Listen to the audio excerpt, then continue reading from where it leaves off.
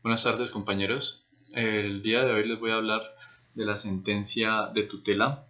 número 007 del 2015.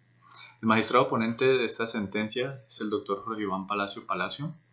y la sala de decisión está conformada por la magistrada Marta Sachica y los magistrados Jorge Ignacio Pretel y Jorge Iván Palacios. La accionante de la tutela es la señora Lorena Florián Dávila, quien interpuso esta acción contra la Seguros Bolívar S.A.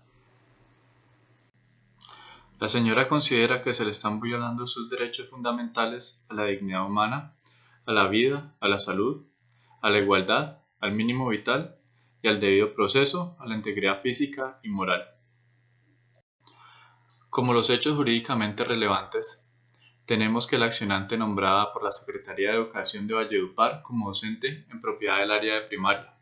el día 2 de noviembre adquirió una póliza de vida con el Grupo de Educadores de Colombia con la compañía Seguros Bolívar S.A. por un valor inicial de 20 millones de pesos, en caso de muerte o incapacidad total y permanente.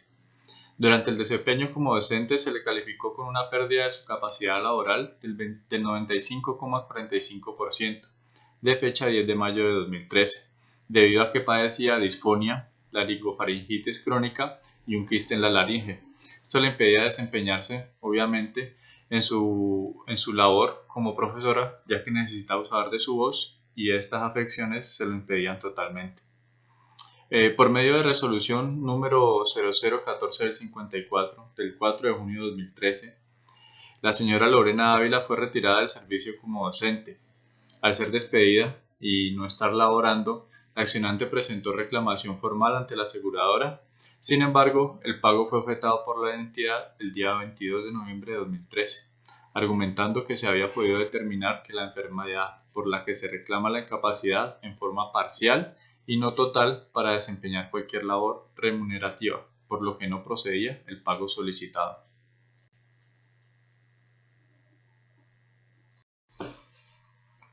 El problema jurídico, según la Corte, es determinar si la compañía de seguros vulnera o no los derechos a la dignidad humana, a la vida digna, a la igualdad, al mínimo vital, al debido proceso y a la seguridad social de una persona,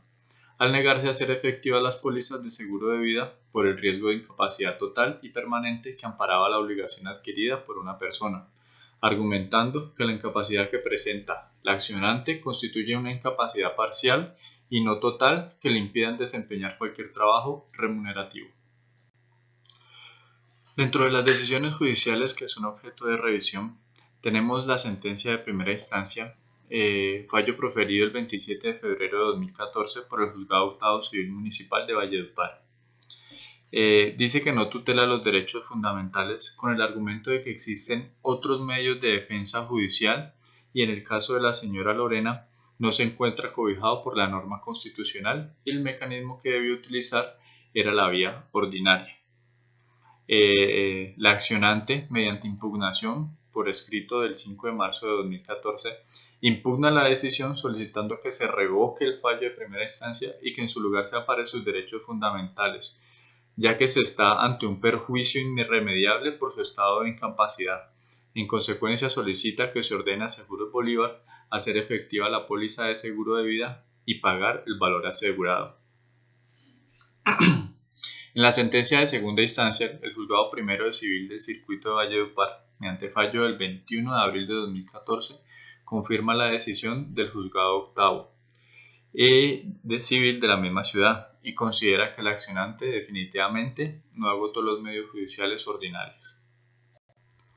Dentro de la sentencia se abordarán los siguientes tópicos. Como primero tenemos la acción de tutela frente a entidades bancarias y aseguradoras y el principio de subsidiariedad.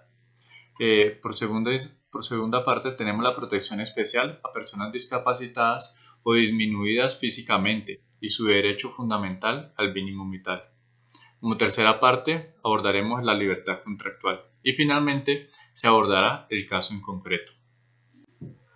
Con respecto a la acción de tutela contra particulares, podemos decir que la Corte ha sido reiterativa en el sentido de que ha dicho en varias ocasiones que la acción de tutela no solamente procede contra autoridades públicas que vulneren o amenacen los derechos fundamentales, sino que también contra los particulares cuando estos asumen la prestación de un servicio público o detentan una posición de autoridad desde la cual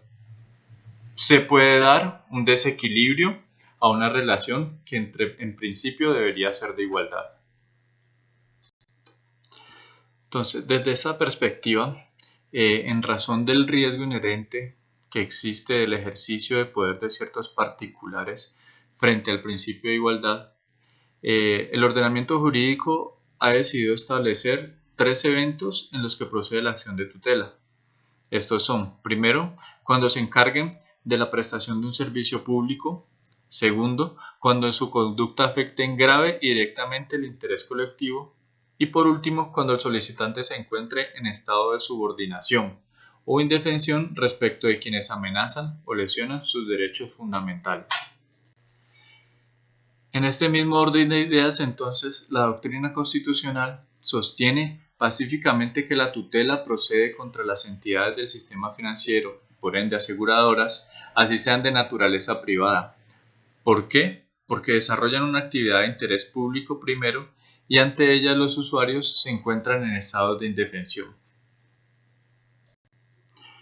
En cuanto a las circunstancias de indefensión que se mencionan,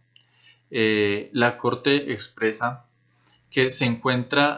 la circunstancia de indefensión es cuando la persona se encuentra inerme o desamparada, es decir, que si no tiene o posee medios físicos o jurídicos de defensa, o con medios y elementos suficientes para resistir o repeler la agresión o la amenaza a vulneración de su derecho fundamental.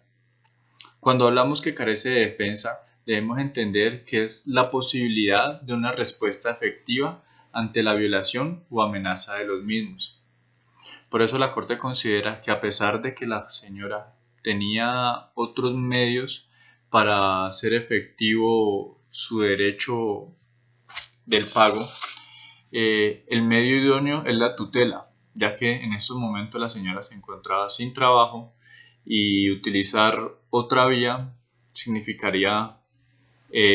mucho desgaste, más tiempo, inclusive años, y esto la llevaría a que su mínimo vital se vea afectado.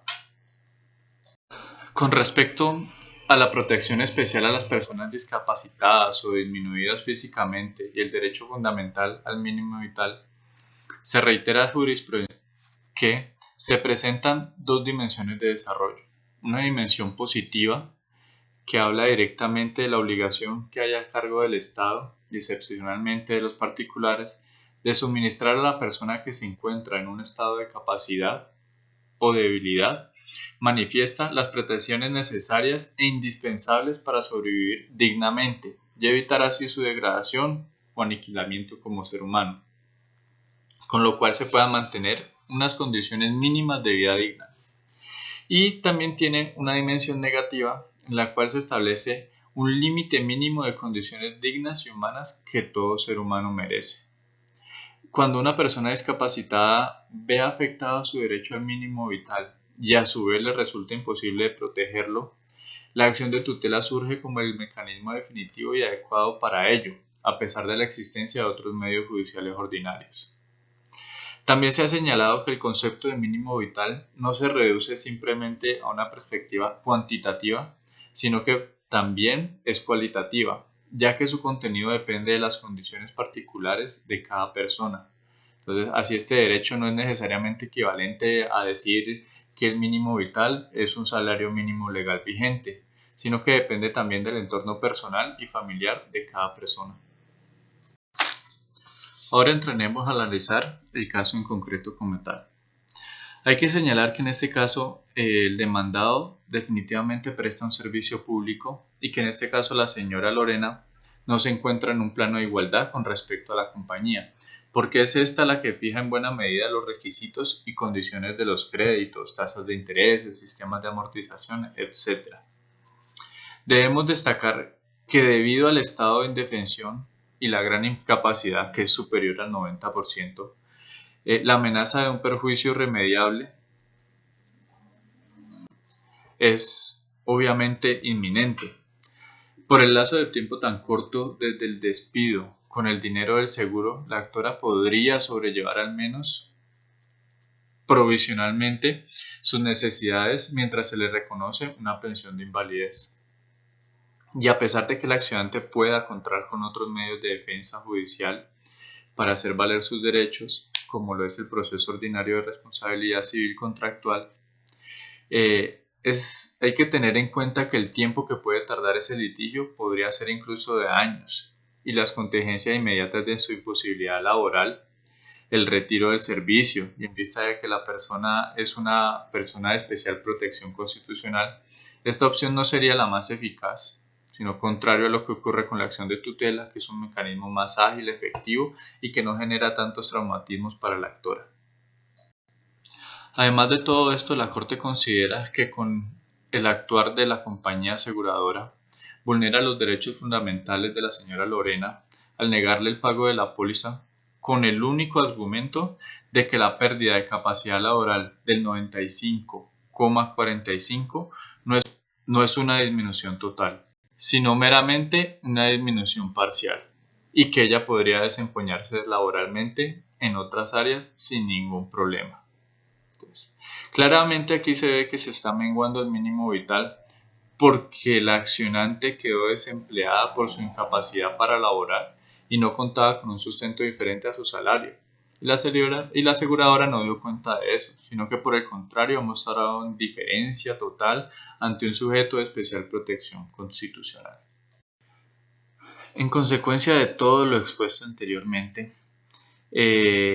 la sala resuelve, primero, revocar el fallo dictado por el Juzgado Primero Civil del Circuito de Valledupar, que confirma la sentencia emitida por el Juzgado Octavo Civil Municipal de la misma ciudad, negando la tutela solicitada por la señora Lorena. En segundo lugar, serán tutelados de manera definitiva los derechos al mínimo vital y a la protección y asistencia de las personas con discapacidad de la mencionada señora.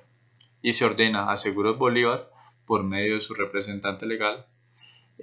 pagar en el término de 48 horas siguientes a la notificación de esta sentencia el valor de la póliza a la señora Lorena.